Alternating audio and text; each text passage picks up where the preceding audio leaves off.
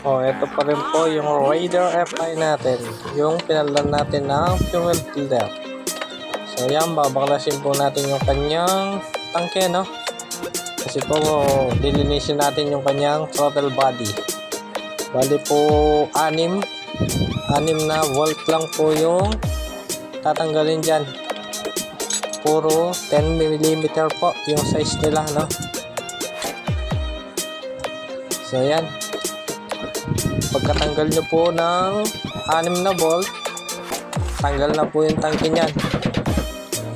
Tapos yan na po yung kanyang throttle body.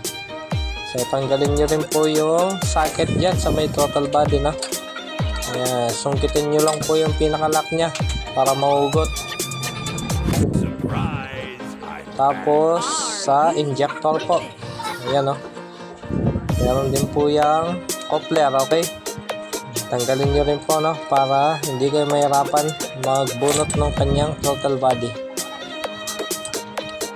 So, dalawang coupler lang po yung tatanggalin dyan, no?